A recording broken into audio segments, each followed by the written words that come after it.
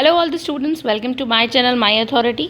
इस वीडियो में हम पब्लिक एडमिनिस्ट्रेशन का जो थर्ड पेपर है जिसका नाम है public personal administration, Maharaja Ganga Singh university MGSU university का फर्स्ट सेमेस्टर दिसंबर 2024 का एग्ज़ाम हुआ था, तो उसका पेपर एनालिसिस करेंगे। MA फर्स्ट सेमेस्टर इस बार ही आए हैं, तो स्टार्ट करते हैं। मैक्सिमम मार्क्स 120, पासिंग मार्क्स 36 चाहिए इसमें। सेक्शन ए, सेक्शन बी 3, ये आपको पता ही है। फर्स्ट क्वेश्चन डिस्कस करते हैं। MCQ है, who is known as the father of all India service. All India service का फादर कौन माने जाते हैं इंडिया के अंदर? बहुत आसान क्वेश्चन है। इसका करेक्ट आंसर है सरदार वल्लभ भाई पटेल। ओके, थोड़ा सा हम एक्सप्लेनेशन भी दे सकते हैं, जैसे कि he is known as the father of all India service, ये तो हम जानते ही हैं। और साथ ही साथ for his role in establishing Indian administrative service, IAS की यहाँ पर स्थापना करने में उनका बहुत इंपॉर्टेंट रोल था, एंड IPS आफ्टर इंडिपेंडेंस, तो इनका सरदार वल्लभ भाई पटेल का बहुत योगदान था, इसीलिए फादर माने जाते हैं। नेक्स्ट क्वेश्चन है, which of the following is known as the central personnel agency of India. कौन सी ऐसी एजेंसी है जिसको सेंट्रल पर्सनल एडमिनिस्ट्रेशन के लिए इम्पॉर्टेंट है? तो वो है department of personnel and training. It's a correct answer. Acts as a central personnel agency के रूप में इंडिया के अंदर काम करती है, रिस्पॉन्सिबल है कितने भी कर्मचारी के रिक्रूटमेंट, ट्रेनिंग के मैटर, एडमिनिस्ट्रेटिव रिफॉर्म्स लाने के, सबका काम। इसको शॉर्ट में कैसे लिखते हैं हम? DOPT। ओके, नेक्स्ट क्वेश्चन है, द असेसमेंट और इवेल्युएशन, जो मूल्यांकन होता है, एंड एम्प्लॉयज़, किसी भी कर्मचारी का performance with respect to his और हर जॉब, क्या कहलाया जाता है? ये उसके जॉब से रिलेटेड अगर हम उसका मूल्यांकन करते हैं तो बहुत ही आसान क्वेश्चन है। परफॉर्मेंस अप्रेजल, यानी किसी का भी मूल्यांकन हो, जैसे कि ये रिफर्स करता है, इसमें सिस्टमैटिक इवेल्यूशन होता है परफॉर्मेंस का। Understand the abilities of person, किसी व्यक्ति की हमें पता चल जाए कि उसकी क्या एबिलिटीज़ है, उसके हिसाब से उसकी ग्रोथ और डेवलपमेंट को हम लोग फर्दर अप्रेज करते हैं। ओके, नेक्स्ट क्वेश्चन है, in which of the following countries the civil servants have been given the right to strike. इनमें से कौन सी कंट्री है जिसमें सिविल सर्वेंट्स को प्रोटेस्ट करने का अधिकार प्राप्त है? तो बहुत आसान है, फ्रांस के अंदर स्ट्राइक करने का उन्हें अधिकार मिलता है, एंजॉय करते हैं वो इस राइट को। अनलाइक अदर कंट्रीज़ में तो प्रोहिबिट किया गया है कि सिविल सर्वेंट जो है, गवर्नमेंट एम्प्लॉय, वो स्ट्राइक्स नहीं कर सकते हैं, लेकिन फ्रांस में कर सकते हैं। ओके, नेक्स्ट क्वेश्चन है, विच committee establish 7 principle of public life. कौन सी कमेटी है जो 7 प्रिंसिपल ऑफ पब्लिक लाइफ को इस्टेब्लिश करती है? तो हम बहुत आसान है, नोलन कमेटी जो है, Nolan committee is the correct answer. कौन कौन से वो शायद 7 प्रिंसिपल हैं, हम देखते हैं। सबसे पहला है कि 1994 में, सबसे पहले थोड़ा सा देखते हैं, 1994 के अंदर जो आता है ये कमेटी UK। ओके, एंड कौन कौन से वो 7 प्रिंसिपल हैं? सबसे पहले है सेल्फलेसनेस होनी चाहिए, integrity, objectivity, accountability, openness, honesty and leadership. ये 7 नोलन कमेटी बताती है। ओके, नेक्स्ट है द फर्स्ट पब्लिक, अब हमारा आ गया fill in the blank. The first public service commission central level was established in India in the year, कब? 1926 में। ओके, वैसे हमें पता होना चाहिए 1 अक्टूबर 1926 को इस्टेब्लिश हुई थी first public service commission, and during British rule में हुआ था। और रिकमेंडेड किसने किया था इसको?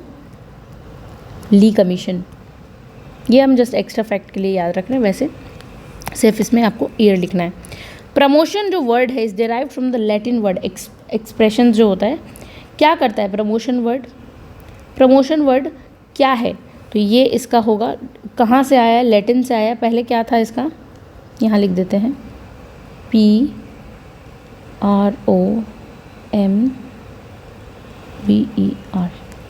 इसका मतलब है promotion is derived from the Latin word prom over, meaning to move forward और एडवांस, की आगे बढ़ना, एडवांस की ओर। ठीक है, prom over. Now next question है, the requiring monthly payment sum of money granted to the retired government employ as long as live. क्या कहलाया जाता है, बाद में दी जाती हैं जब वो रिटायर हो जाते हैं, उन्हें पेंशन कहलाया जाता है। ओके, एक pension is a regularly payment होता है, दिया जाता है retirement of an investment fund और गवर्नमेंट एम्प्लॉयर्स को दिया जाता है बाद में। नेक्स्ट क्वेश्चन है द सेंट्रल एडमिनिस्ट्रेटिव ट्रिब्यूनल। क्या है ये? Central administrative tribunal has been established under the dash article of the Indian constitution. कौन से आर्टिकल में ये दिया हुआ है? 323 क्लॉज ए में दिया हुआ है। ओके, ये आर्टिकल इम्पॉर्टेंट था, याद रखना। तो इसमें बताया गया है constitution of India provides for the establishment of administrative tribunals for the educations of disputes related to recruitment and conditions of services like public servants. Okay, फिर है first Lokpal of India was. कौन थे फर्स्ट लोकपाल? पिनाकी चंद्र घोष। यहाँ spelling लिख देती हूँ मैं, पिनाकी चंद्र घोष। ठीक है, और ये अपॉइंट हुए थे एज अ फर्स्ट लोकपाल। कब हुए थे? मार्च, ये just for extra fact, 2019। Pinaki Chandra Ghosh first Lokpal थे इंडिया के। सेक्शन बी में चलते हैं। Explain the importance of civil services in developing countries.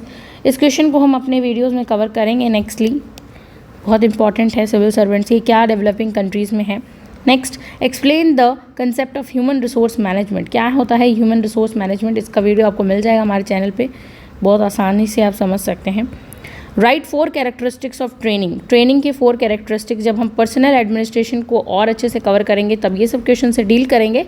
अभी हम सिर्फ क्वेश्चंस देखते हैं कि ऐसे क्वेश्चंस यूनिवर्सिटी के एग्जाम्स में पूछे जाते हैं, तो हमें प्रिपेयर करना है आने वाले टाइम के लिए।